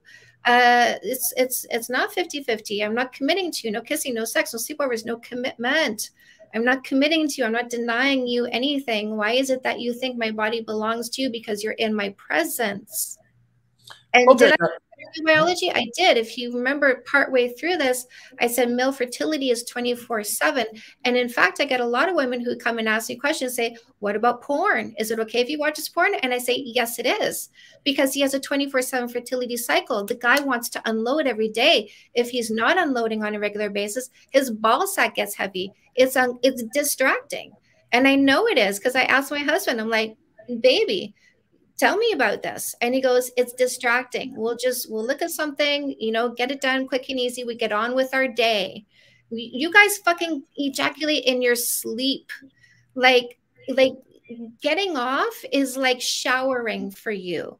It's that much of a pressure. Do I understand it? Does it sound like it? Yeah, I mean, you're basically your argument is that during those 3 months you're not in a relationship with that guy anyway, so you don't owe him anything, basically, correct? Sorry, say that again. I was reading a comment again. Your argument is basically, well, during those 3 months we're not in a relationship, so thus I don't owe him anything. Exactly. Okay, fair enough. I don't even necessarily disagree with that. Okay, well, let's see what did this person say. Somebody said, I don't ejaculate in my sleep since my teen years. That's my point, is you did. We didn't. Most women were not having wet dreams. That's the point. That's the point. The difference in the sex drives is do you think a woman women have a lower sex drive than men? We have a different fertility cycle and are driven sexually differently. So it is not common for women to repeatedly have wet dreams as they enter their fertile age, right? When we come into reproductive years, you guys tend to have wet dreams. Do you remember how many you have? By the way, I've never asked somebody this, but like when I haven't had one in a very long time. It's been but it's of course you did, right? How often? Oh no, maybe once every 2 weeks or something. Okay, and like that wasn't common for us to do that. So we definitely are different when it comes to how our sexuality kicks in and the sex drive. And I study trans men, right? So listen, if you want to understand the difference between a man and a woman, talk to somebody who switched sides because they get it. Their bodies change. They went from estrogen to testosterone. They went from testosterone to estrogen, right? Like trans women are like, fuck, I need a sweater all the time. I'm always cold. Yeah, because your skin got thinner because now you're estrogen. Trans men are like, dude, the photocopier turned me on today. Yeah, of course. No one's denying that men and women have different hormones and different, certain differences, of course. Would you say, okay, let me ask you this question. Would you say that women are less motivated by, let me phrase the question like this. Would you say women are less horny than men? That's like the best way to ask that question. I don't know. I'm not a man. All I know is I didn't have wet dreams and I don't get turned on by photocopiers and red cars. I think whether we have wet dreams or not is not really relevant to whether I don't have a 24/7 fertility cycle. I don't know what it's like to be a man, but I look at the facts. And I don't have a 24/7 fertility cycle. Right, but that doesn't really affect who's hornier, men or women, right? I mean, of course, we have different fertility cycles, and of course, for women, I mean, for a man, sex is just shooting your sperm, and for women, from biological perspective, that's 9 months of childbearing, right? But that doesn't really have a bearing on whether women are as horny as men, because it sounds like from some of the stuff you're saying that you believe that women are a lot less motivated by sex than men. Like men are these horny creatures, and women are like not nearly as horny. I never said women are less motivated by sex. Never said that. Okay, yeah, no, you never said that, but that's kind of just like what I'm picking up. But so you don't feel that way. You feel like both parties are equally motivated by sex. Well, of course. Otherwise, we wouldn't be having sex, would we? Right. Well, because there's this idea in, for example, even in the manosphere or the red pill community, is that sex is something that the woman gives to the man. Like the man wants the sex, and the woman gives the sex in order to get, a relationship or to get, dates or to get, whatever. Like, right. So it's not like the woman doesn't really want it; she's just doing it for the guy. No, that's wrong, and that's wrong. I agree. That's why I say go have your playtime. Like I encourage women to go explore their bodies. Like I don't say you have to not have sex with people. I don't say you have to have sex with people. But if you want to go hook up with people, go hook up. If you want to go explore, go explore. If you want to just have fun, just have fun. When you're looking for a committed long-term partner, I like the knowledge and insight angle. Okay. Yeah. Okay, someone said this legitimate question. Why would a caliber dude go along with a girl being a total drag? Okay, we'll just ignore that terminology. What other woman won't? How does 3 months? Okay, so let me kind of rephrase the question in a better way. Yeah. So, why would a guy who's like high caliber and quality, if he's given two options, both are great girls. One is a girl who's down to have sex, pretty fast, and one is a girl who wants to wait like 3 or 6 months. Why would that high caliber guy go for option two instead of option one? Go pick your options. I'm not an option. I'm the selection. I don't want somebody who's looking for somebody. I want the person who's looking for me. So if he wants to pick the girl who's going to give it over the girl who's saying, I want to get to know you first, go for it. We don't feel we've lost anything. Right? Because what we lost with a person who said, I'm not interested in you. I'm interested in the available body at this time. Yeah, I mean, I think that you're assuming that that guy who picked that, the chick number two or whatever, he was just interested in sex. But No, let's they have an amazing relationship. They might have good intuition, they might be lucky, whatever it is, but I'm not going to be afraid. And I think we need to take fear and coercion out of dating. If I'm afraid, if I don't give it up soon enough, you're going to move on to someone else. That's a red flag. Like, well, I shouldn't be dating scared. I shouldn't be having sex because I'm scared. I should be having sex because I want to. And I've chosen to choose, like, I have my playtime. You know what I mean? I'm not holding back anything here. I had my playtime. I've had fun. Now, listen, I used to be bisexual. I say used to be because I just have no interest in being with women at this time. So now I just call myself lazy. Right. And so I had my fun, I sowed my wild oats. That, that energy has been expended.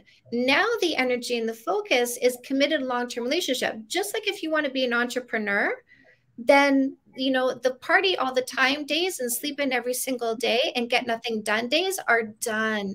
Now it's the work hard days. And so it's all about mindset. Do I want to be successful in finding my next partner?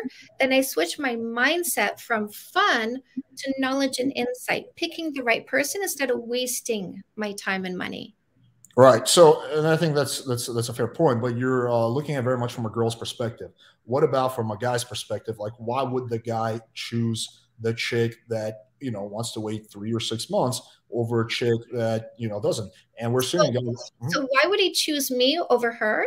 If he looks at me and he goes, "Wow, wow," like she's throwing herself at me, but wow. Because of my personality, my character, how we jive together. Remember, I said the first 2 dates are a vibe check. The vibe is checking, right? The personality is checking. He likes me. She's throwing herself at him, but wow, there's something about you. So that's the one I want to pick for a relationship. Because, hey, when I get into a relationship with somebody and some girl is throwing herself at him, do I want the guy who picks the body, or do I want the man who looks at me and goes, yeah, I know, but you, wow, something about you. Yeah, you're kind of bringing it back to the girl's perspective, and you're assuming that the girl who is So giving why would he pick me? Because he's excited about me. But let's assume he's equally as excited. That girl who's down to have sex on the first date is also How awesome. can you be equally excited? We're not the same person. Right, you're not the same person, but you're both great options. Yeah. Why would he pick the option? Something about me excites him more. Okay, I mean, okay, so you're basically looking at it as like basically your thought process is, if he's not willing to wait, then fuck him. He's not a really good option. I don't care. It's not fuck him. He's not the good option. I don't want the one who doesn't want me. Well, I mean, how does he know that he wants you if he doesn't really know you that well, though? He didn't care to get to know me. So that's how I know. Right, but he has, just like you have limited time. He has limited time. He can't get to know. I'm sure you're a great woman, and I'm sure there's a lot of other great women. He can't get to know every single great woman, right? So he has to make his decision based on factors that he knows. So just like a woman has to make her decision based on factors she knows. Your husband, I'm sure, is not the only great guy. I'm sure there's other great guys that you would have gotten along really well with. So again, bringing it back to why should he, given the information he has, wait with a chick when there's other great girls that he can get to know? Like, So what? Do let's do it from a real perspective here. I used a no kissing for 3 months dating rule. I dated 2 outstanding people, incredible men, incredible men. No reason to not kiss them. I'll be completely honest. There was zero reason to not kiss them. But I used a no kissing for 3 months dating rule, and a better man won me. Yeah, I mean, again, like kind of circling back, like your perspective is very much like the woman is the prize and the man is like winning her, right? So it's like it Well, comes. he was the prize. The one who won me is the prize. That's why I picked him, because he's the prize. I picked the better man by using a no kissing for 3 months dating rule. Right, you picked, right? So you were basically the prize. You have the option of picking, right? Versus, I think that okay. I mean, I think that as a pretty woman, you do have a shitload of options, so you do kind of have that luxury. I think guys, the vast majority of men, don't have that luxury because they don't have nearly as many options as a pretty girl would. But okay, I mean, I guess I can see the perspective that if you're a girl, you have a whole bunch of options, then you can afford to lose like 99% of them because that's still that 1% is still going to be like way more than you can handle. I thought guys had so many options, and that's why they would never wait for somebody who's using a no kissing for 3 months dating rule. Very few guys have that many options. Yeah, that would be like top 1% of men. Most men don't have nearly as many options. So we recently, I don't know like how familiar you are with my channel, but we released a video where we took like a grossly obese girl, right? And we, made a Tinder profile for her and wanted to see how many matches she would get. And she got 500 something likes in 24 hours. We also did this experiment with a male model. We're talking like a really good looking guy by all standards. He got something like 130. So the data showed us that a grossly obese girl will do significantly better than a really good looking guy, right? So the options are not inherent. Like we don't have the same level of options and choice unless I'm like a celebrity or something. So do you think that has anything to do with sex drives and differences in sex drives? Do I think that's anything to do with sex drives? I think that more largely has to do with the marketplace in general. I think that women by nature tend to be much more limited in how many people they're willing to have sex with, and there's societal factors for that because women get slut shamed, men don't. I think there's societal factors. I think there's biological factors too for it, but I think it's a combination of things. I don't think it's like just limited to sex drive. Okay. That's kind of my take on that. Okay, anyway, let's take like one or two more questions. Let's see what else we got.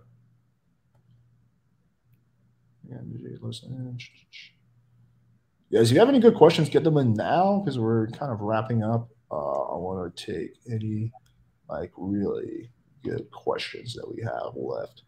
We got like a really spirited debate discussion going. How about you? Okay, I'm not really seeing too many good questions, so I think that yeah, we kind of okay. Okay. Okay, so what is the biggest area concept that you two disagree on? Is it just the 3 month kissing rule? A little bit. Let you answer that question first, and then I'll kind of answer it. So I think our biggest disagreement is the no kissing for 3 months dating rule. Yeah, like what the question is like, what is the biggest like concept that you and I would disagree on? And I think that the biggest, yeah. I think that's definitely one of them. I think yeah, I would say that's probably the biggest one. And we do agree on some things, like we agree on the dressing thing and whatnot. Okay, what is her opinion on partners? Someone asked, what is her opinion on partners going out to pick up girls together? So, okay, I guess it's kind of relevant since you mentioned that you were like into girls. I got somebody here. How do you keep a woman attracted without even kissing for 3 months? I think that's an amazing question. Yeah, let's take that. So your personality, first of all, right? Like, can you make her laugh? Do you have a sense of humor? Are you in control of your emotions? Right? Like, we are attracted to confidence. The number one sexiest trait in anybody is confidence. And I got to know my husband over time, and I got to know him in a strip club. Certainly we were like up close and personal as I got to know him. And so a lot of conversations were happening because he was a regular. And so before I would do my dances for him, we would sit and talk, and then I would do my dances, and then we would sit and talk. And so I got to know him, and the more I got to know him, the more I liked him, because I liked how his personality was always very steady. His respect for me was always constant. Right. And so, you know, and he's would let me in on his life, and openness, right? Letting me in on what was happening in his life and things that he was doing, things that he was considering. And then the sense of humor was coming through here and there. But the day my head exploded and my body went whoosh was the day I walked behind him and I saw him walk for the first time ever. And that was a day I didn't, he was nice, he was kind, he was respectful, he was generous. But when I saw the confidence in him, whoosh. And so confidence is something that keeps a woman attracted to you for sure. Being respectful of her and her boundaries, listening to what she says is very attractive to women. Being interested in who she is and her life, and wanting to show up for her, like being present for her, is attractive. So, and listen, I ask these all the time on my live. I'll do this right now because I'm live on TikTok right now. Ladies, what is sexier, a hot guy or a funny man? And the ladies here, if there's any ladies here, what's funnier? What's hotter? What's sexier? What's more attractive? Humor or looks? What is more attractive to you? Humor or looks? And I see it funny, funny, funny, funny, funny. It's going up like crazy. Funny all the way. Like that's all I see is funny is hot right here in capital letters, right? We love it when you can make us laugh. And when I say pickup line, for men, don't go up and say, "What's your name?" Go up and make her laugh. Sure, I would agree with that. I would add also, though, being good in bed is also a really good way to keep a girl around, in addition to everything you just said. Okay, someone said this. Do you think that using too much logic is interfering with true feminine energy, orientation, of flow? Do you think women are accidentally holding back with rules? Holding back. Ooh, right? And here we see that again, like, how dare you not give it to me, right? Holding back. It's not holding back. Like, it is impulse control. I'll grant that. Right? I'm not impulsively kissing strangers and playing hoping games. It definitely is impulse control. But I'm not holding back having sex with a stranger. I did that already. That was fun, but now I'm looking for a relationship. I'm not going to have sex with a stranger and hope he's the relationship material I'm looking for. So it's not holding back. We got to get out of this mindset that you're owed something. No, we're not talking about it from a man's perspective. We're talking about from a woman's perspective. Like a woman is, since we agree that sex is a value neutral exchange, the woman benefits from sex. It's not that she is hurting the man; she's hurting herself by not engaging in something that would be good for her and that would be fun for her. That's, I think, where the question is coming from. No, she already had the sex she wanted. That was good and fun. Now she's looking for a committed long-term relationship, which involves having good sex as a part of that, right? She wants to make sure the character and personality, consistency and responsibility is there because it's deeper than just the physical. Right. Okay. Okay. Someone asked, how many stories does she have of this 3-month rule being successful for the long term? A lot. I haven't tabulated it, but the more I talk about it, the more feedback I get, the more people come to me saying that because they're using that rules, dating became easier, because the part that became easier was walking away from the wrong ones. Okay. Someone says, ask her if she believes a man living his purpose is more attractive than having confidence and being funny. Sunny says one success story right here. So successful. Here's another one. Okay. So ask her if she believes. So do you believe a man living his purpose is more attractive than having confidence and being funny? Why do we have to separate? Can he be confident and funny and living his purpose? Can we not look for all of that? Because, of course. I guess the question is just like, which one? Like, you have one guy who's doing this, one guy who's doing that. Which one? Having confidence, I would say confidence and funny. If I had to pick between the two, confidence and funny is more attractive, because if he's living his purpose, but he's like hard to live with because he's constantly depressed and anxious and not dealing with his emotions, right? So, if he's living his purpose but doesn't have a sense of humor, that's no fun. I don't think I want to be with somebody who doesn't have a sense of humor. And if he's living his purpose, but he's insecure, that's no fun. Let me ask you this question. Did you, the fact that you met your husband at a strip club, did that work against him? Meaning like, No, it was amazing because he met me when I was married, and he took me for a dance. Like, I was wearing my rings when he met me, and my husband actually shortly after said, "Are you still wearing your rings?" And I'm like, "Yeah." I was proudly wearing my wedding rings, and he's like, "Take them off, you'll make more money." So he came in, took me for a dance, and the next day came back, took me for a dance, said, "Can I take you out to dinner?" I said, "No, I'm married," showed him my rings, and he said, "Okay." And then he came Wednesday nights at 9:30. Listen, he my didn't concern rules, you though that he was willing to pursue a married woman? Like, wouldn't that be a point he of that? wasn't pursuing. I was his treat. I was his reward for working so hard. That's that's why he was there on Wednesday nights, because he said, "I work 80-hour weeks, and I've been working a long time to build up a business and be successful, and I now have some money in my pocket, and I'm going to reward myself with 2 hours of this person's time because I like her companionship, and this suits me because I don't have time for a girlfriend." Like, it was fine by him that I said no. He asked me out to dinner because his brain said something about that girl. But he was fine with me saying no because he was like, this suited me because I didn't have time for a girlfriend. He was raising young children, running a business, dealing with a baby mama. And so he didn't have time for a relationship. So for him to come for 2 hours to spend time with somebody and have a good time was like right up his alley because he didn't have to worry about doing what would make me happy, right? Because there was no commitment, there was no relationship. When we did start a relationship 2.5 years later, he knew exactly the kind of morals and ethics I practiced in a strip club because I didn't do anything with him just because he was him.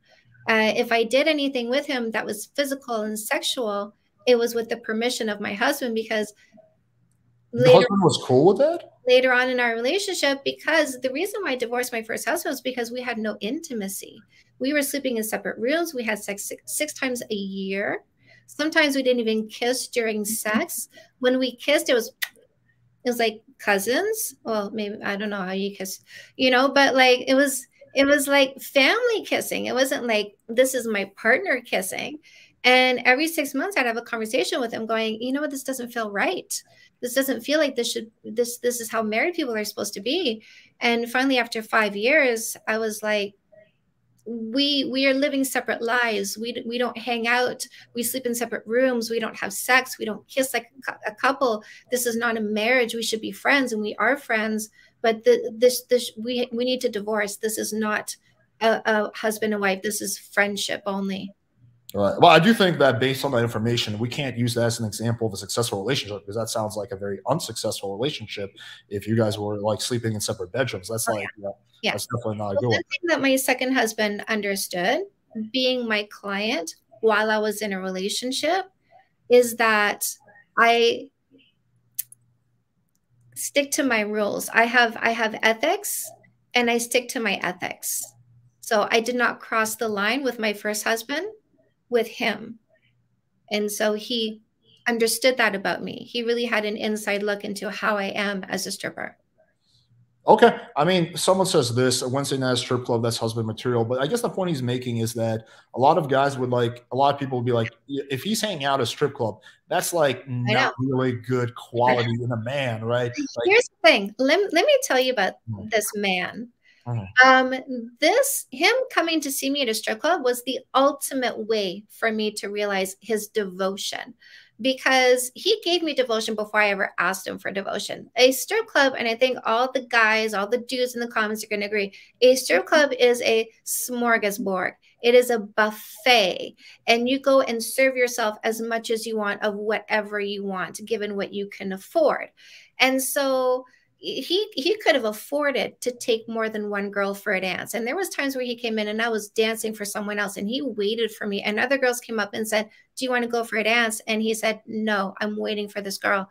And when we actually got into a relationship and I went into an insecurity phase, which we often do when we realize we are emotionally invested, I was able to look back on that history and say, he gave me devotion and loyalty, and I never even asked him for it. That was a chosen act on his part. And so I could see the devotion and the loyalty before we even started a committed relationship, which gave me the ability to ease my own mind instead of going to him and saying, reassure me. I would say that's not devotion, that's neediness, though. If he's because he doesn't know you, he doesn't really know who you are. All he knows is what you look like, naked or half naked. So I would make the argument that's very much neediness. So That's not after devotion. 2.5 years, did he know me? Well, if you guys didn't go on a date until 2.5 years, then not really. Like if you So Wednesday nights for let's say 2.5 hours, Wednesday nights for 2.5 years, don't know each other. I mean, you are only interacting in one specific dynamic where he's a customer and you're an employee. That is a very limited dynamic. So I don't think you don't think so. Huh? So we'll say you don't think so. No, I don't. Okay.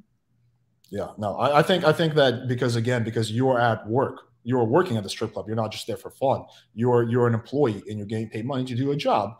And your job is to entertain clients, right? It's not going to be the same kind of interaction as if you guys are strolling on the beach together. There's no client and customer frame. I mean, would you not agree with that? I think the conversations were the exact same conversations we would have strolling on the beach. Okay, interesting. I mean, I guess we got to agree, disagree on that one. Yeah. Well, we can agree that you weren't there. No, I definitely was not there. I was the guy jerking off in the corner. Yeah, I was watching this whole thing. No, of course I wasn't there. You were the guy in the gray track pants, right?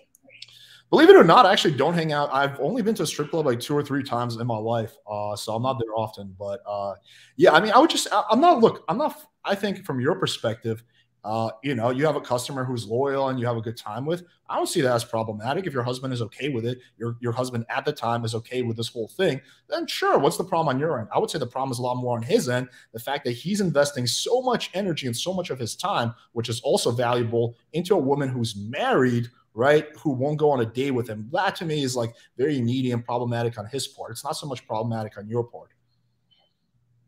That's kind of my perspective. We can agree, disagree. Okay, so let's see if we have any last questions.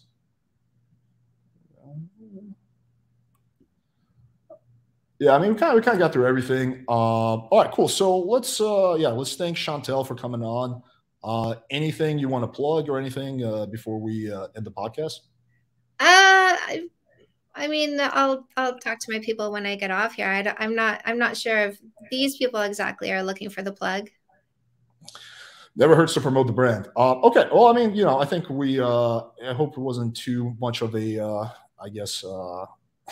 emotionally confrontational experience, but I think it was a good discussion. I think we had a good debate. So, yeah, thank you for coming on.